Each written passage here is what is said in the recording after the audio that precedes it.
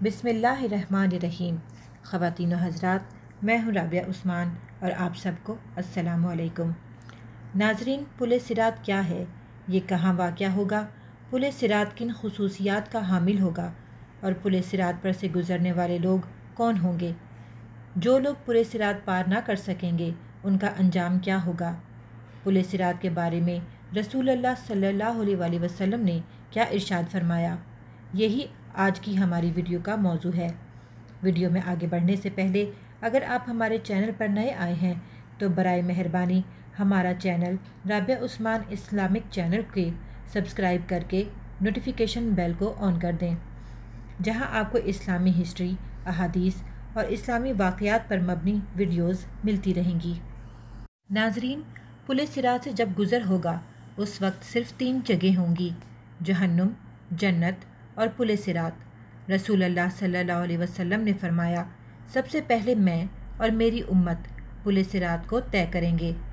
قیامت میں جب موجودہ آسمان اور زمین بدل دیے جائیں گے اور پل صراط سے گزرنا ہوگا، وہاں صرف 2 مقامات ہوں گے: جنت اور جہنم۔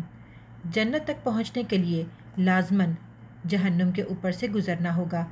جہنم کے اوپر ایک پل نصب کیا جائے گا، اسی کا نام پل صراط ہے۔ اس پر سے گزر کر جب اس پار پہنچیں گے، وہاں جنت کا دروازہ ہوگا۔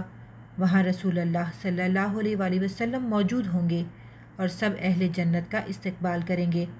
پل صراط ان صفات کا حامل ہوگا: بال سے زیادہ باریک ہوگا، تلوار سے زیادہ تیز ہوگا، سخت اندھیرے میں ہوگا۔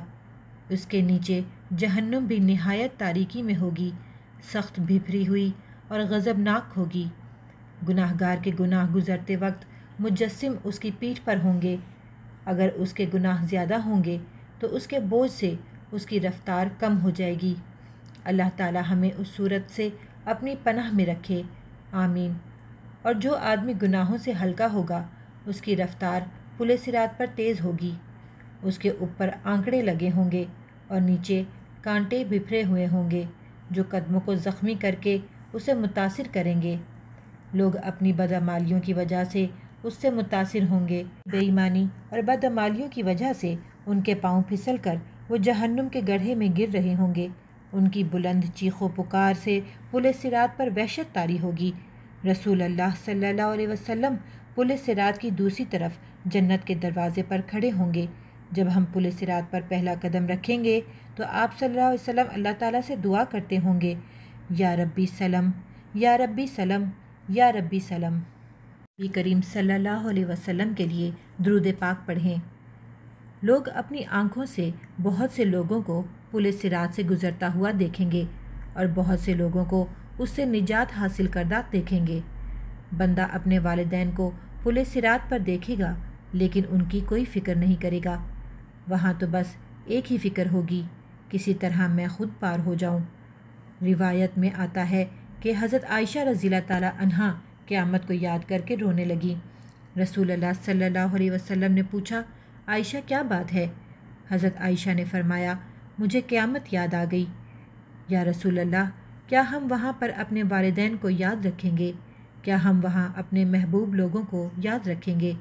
آپ صلی اللہ علیہ وسلم نے فرمایا، ہاں یاد رکھیں گے، لیکن وہاں 3 مقامات ایسے ہوں گے جہاں کوئی بھی یاد نہیں آئے گا: جب کسی کے اعمال تولے جائیں گے، جب اعمال نامہ دیا جائے گا، جب پل صراط پر سے گزر رہے ہوں گے۔